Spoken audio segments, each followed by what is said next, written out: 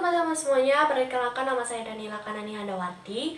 Saya sekolah di SMP Katolik Santo Yustenis Teokopis Krian. Saya kelas 9. Jadi pada pagi hari ini saya akan membacakan renungan tentang anak yang hilang. Sebelum kita membaca dan mendengar renungan pada pagi hari ini, marilah kita berdoa. Dalam Bapa, Putra, dan Roh Kudus. Amin. Bapak, terima kasih Engkau telah memberkati kami dari malam hingga pagi hari ini, sehingga kami bisa mendengarkan sebagian renungan dari firman-Mu, Bapa. Semoga renungan firman-Mu ini dapat berkenan dalam hidup kami, Bapa. Kemuliaan kepada Bapa dan Putra dan Roh Kudus, seperti perpurnaan sekarang, selalu, dan sepanjang segala abad. Amin. Dalam Bapa, Putra, dan Roh Kudus. Amin. Baik, sebelum kita mendengarkan renungan pada pagi hari ini, mari kita buka Lukas 15 ayat 11 sampai 32. Lukas 15 ayat 11 sampai 32. Mari kita buka. Kita buka bersama-sama. Oke. Jadi Lukas 15 ayat 11 sampai 32 ini menceritakan tentang perumpamaan tentang anak yang hilang. Nah, menjadi suatu kebahagiaan tersendiri jika barang yang atau benda yang sudah lama kita tidak ketemu, atau lebih tepatnya hilang, kita ketemu, ya, itu akan bahagia, guys. Itu bahagia. Terlebih lagi jika suatu anggota keluarga menghilang, tidak ada kabar, ya kan? Tidak ada kabar, terus dia menghilang, entah itu karena kesalahannya ataupun dosanya. Kalau kita ketemu pasti bahagia, kan? Nah, dari Lukas 15 ayat 11 sampai 32 ini saya telah membaca. Saya akan bercerita sedikit. Di dalam cerita ini saya menemukan 3 tokoh yang menonjol, yaitu seorang ayah, anak sulung, dan anak bungsu. Nah, kita bisa gambarkan 3 orang tersebut. Bab Allah ayahnya ini menjadi Allah, ya, kita gambarkan menjadi seorang Allah. Anak sulung ini menjadi orang Farisi, dan anak bungsu yang terakhir menjadi orang-orang berdosa. Dalam cerita tersebut, seorang bungsu ini, ya, pada suatu hari seorang bungsu ini meminta harta warisan seorang ayah dia, ya, dia meminta harta itu, dia minta ke ayahnya. Lalu setelah ia terima, dia pergi merantau ke luar negeri, ia berfoya-foya di sana, dia happy berfoya-foya di sana. Setelah ia berfoya-foya, ia bergembira, ya kan, dia merantau ke luar negeri. Pada suatu ketika ia melarat, ia tidak punya harta, sampai dia benar-benar lapar pada waktu itu. Ya, dia kelaparan, dia lapar. Tapi gimana? Dia nggak ada uang, dia nggak ada harta. Ya, uang pun menipis. Ya, anggap aja udah nggak ada uang, nggak ada harta. Sampai 1 orang pun nggak ada yang pernah ngasih dia makan. Ya, nggak pernah dia nggak pernah dikasih makan. Ya. Sampai ia makan ampas yang harusnya itu jadi makanan hewan. Lalu di situ ia menyadari, kenapa ia membuang uang tersebut hanya untuk kegembiraannya sendiri. Ya, berfoya-foya, dia menghabiskan uang tersebut, ya kan, berfoya-foya. Sedangkan pada suatu titik dia melarat, dia tidak punya uang, tidak punya harta. Dia hanya makan makanan ampas hewan. Setelah itu dia sadar, ya, dia itu perlu Tuhan, ia perlu bapaknya, perlu ayahnya.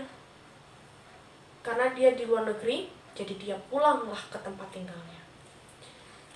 Di jalan perjalanan itu dia bilang pada dirinya sendiri, aku tidak layak disebut anak Allah, anak Bapa. Jadikanlah aku sebagai upah Bapa. Ya, itu kita bisa baca dalam Lukas 15 ayat 19. Ya. Dia bilang seperti itu. Dalam perjalanan pulang, dia mau sampai nih ke tempat tinggalnya, dia bertemu ayahnya. Ayahnya melihat dari kejauhan, itu anaknya. Setelah ayahnya melihat anaknya, ya kan, tergeraklah hati ayah tersebut oleh belas kasihan. Ia lari ke anaknya, ia merangkul, mencium anaknya. Ya, itu bukti bahwa ayahnya itu Allah kita. Gitu. Dari titik kita benar-benar susah, ya kan, susah, Allah tuh datang kepada kita, ya kan? Dia merangkul, dia mencium kita, ya. Setelah anak itu pulang, ayah merangkulnya, menciumnya, menyayanginya. Anak itu berkata, "Bapak, aku telah berdosa terhadap surga dan terhadap Bapak. Aku tidak layak lagi disebut anak Bapak." Ia sadar, ia melakukan dosa dan ia kembali ke rumahnya itu dalam pertobatan, yaitu menyesali segala perbuatan salahnya, ya, dan memutuskan untuk menunjukkan sikap dan tindakan yang lebih baik lagi, atau lebih tepatnya dia memilih jalan yang lebih benar. Dia tidak meneruskan jalan yang salah. Dan ini merupakan suatu sukacita buat ayahnya dan saudaranya, yaitu anak sulung dari ayah tersebut atau kakaknya. Itu merupakan salah satu kebahagiaan tersendiri. Anak itu mungkin menyadari bahwa dia itu salah.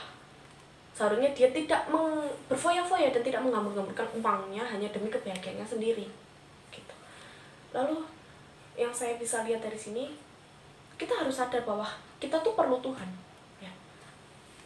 Dan kita menyadari bahwa selama ini kita menjauh darinya, ya. Kita menjauh darinya.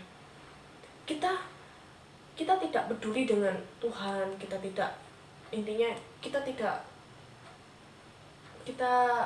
mungkin selama ini kita berdosa, ya. Kita mungkin selama corona ini kita jarang ke gereja, selama corona ini kita jarang gereja online, kan ada tuh yang di YouTube live, kita biasanya ada yang ikut, ada yang enggak, gitu. Mungkin mulai sekarang yang saya dapat pelajari dari ini, mulai sekarang kita harus kembali kepada Tuhan. Kita harus mencari hadiratnya, datang kepadanya, dan kita kembali bersekutu dengan saudara seiman. Tuhan itu menerima kita apa adanya, tetapi Dia tidak membiarkan kita apa adanya. Jadi perumpamaan tentang anak yang hilang ini dapat kita simpulkan, tidak cukup hanya sadar akan dosa dan keadaan kita, tetapi kita, ya, perlu bangkit dan datang kepadanya atau mengaku dosa. Baik, jadi perumpamaan tentang anak yang hilang sampai sini dulu. Mari kita menutup renungan pada pagi hari ini dengan doa. Mari kita berdoa dalam nama Bapa dan Putra dan Roh Kudus. Amin. Bapa, terima kasih Engkau telah masih memberkati kami sehingga kami dapat mendengarkan renungan pada pagi hari ini. Salam Maria, penuh rahmat Tuhan sertamu, terpujilah Engkau di antara wanita, terpujilah dalam tubuhmu Yesus. Santa Maria Bunda Allah, doakanlah kami yang berdosa ini sekarang dan waktu kami mati. Amin. Santo Istri Theotokos, doakanlah kami. Amin. Dalam nama Bapa dan Putra dan Roh Kudus. Amin. Terima kasih semuanya.